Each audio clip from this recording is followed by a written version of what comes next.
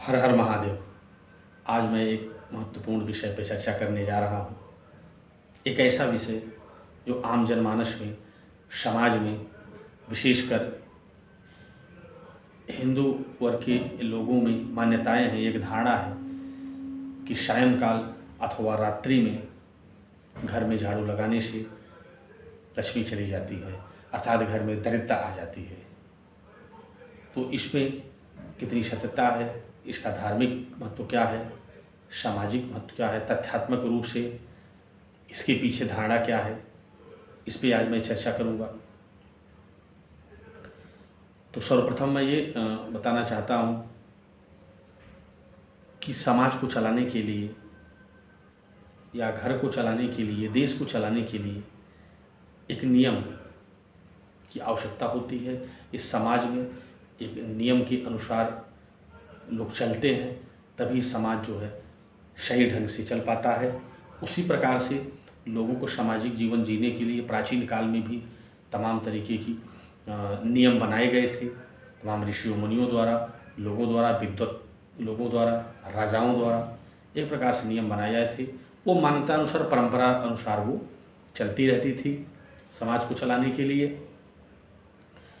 हम ये भी कह सकते हैं कि कुछ मान्यताएं पाप एवं दोष से जोड़ करके बताई जाती थी, जिससे कि कम पढ़े लिखे लोग, अशिक्षित लोग, अथवा यह कह सकते हैं कि साधारण से साधारण लोगों के बीच वह बात समझ में आए या वह माने।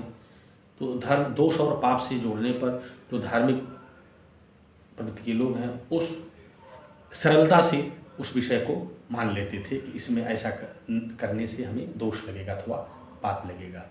ये तथ्यात्मक रूप से जो है इसको इसलिए जो है नियम से बांध करके, पाप और दोष से बांधा गया था।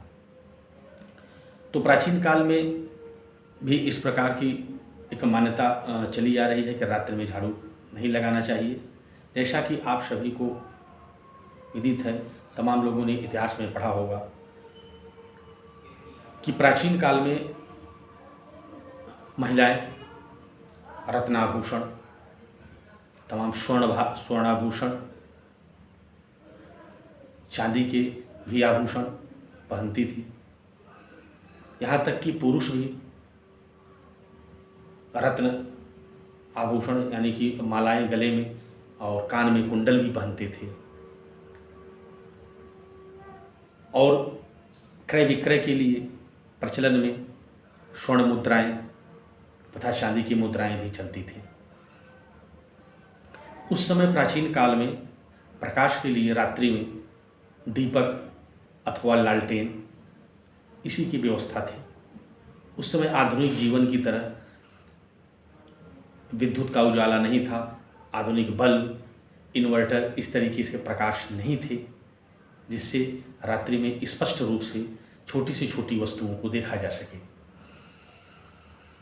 तो उस समय एक व्यवहार रूप में स्वाभाविक रूप से महिलाएं रत्नाभूषण पहनती थी, तो उससे क्या है कि स्वाभाविक रूप से टूट कर गिरने की संभावना बनी रहती थी। छोटी छोटी रत्नाभूषण टूट जाते थे।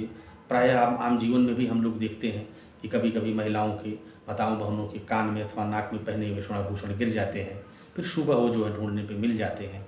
इसी तरीके से मुद्राएं भी गिर जाती थी।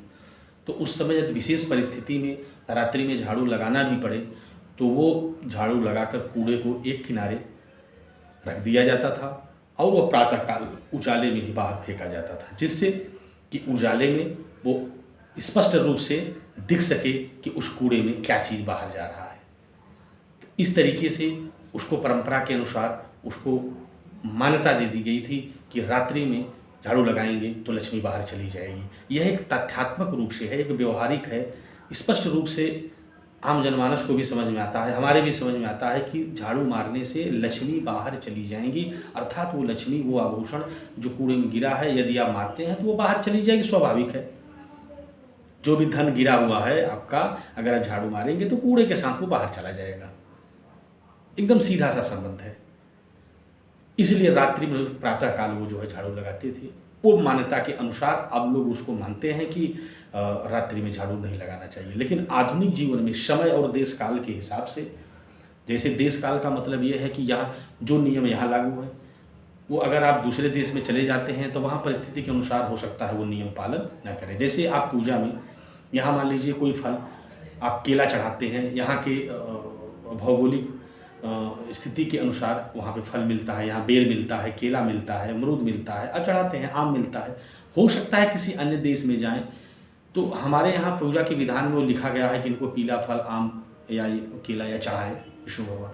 किसी अन्य देश में जाते हैं तो हो सकता है वहाँ दूसरा फल हो, तो पूजा पद्धति में वो फल चढ़ाएगा। तो ऐसा नहीं है कि यदि हम समझें कि यदि हम पीला ये फूल केला नहीं चढ़ाएँगे तो हमको दोष लगेगा। वो देश काल के हिसाब से बनाया गया था।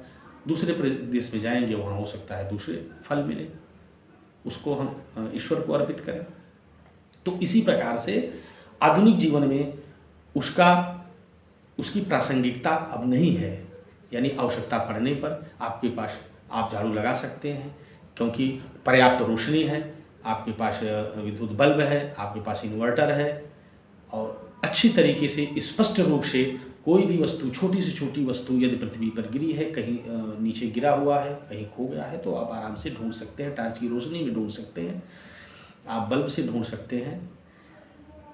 तो इस प्रकार से ऐसा कोई दोष नहीं है, ऐसा कोई धर्म में कहीं इसका उल्लेख नहीं है। ये परिस्थितियों के अनुसार ऋषि मुनियों द्वारा बनाया गया था, उस समय के हिसाब से बनाया गया था कि नहीं लगाना चाहिए। तो आज यदि आपके पास पर्याप्त रोशनी नहीं है तो आज भी आप झाड़ू लगा के किनारे रख दीजिए, सुबह प्रातः काल उसमें देख लीजिए कोई ऐसी चीज़, ऐसी वस्तु, मूल्यवान वस्तु तो नहीं उसमें जा रही है, तो प्रातः काल आप फेंक सकते हैं। ये एक अपने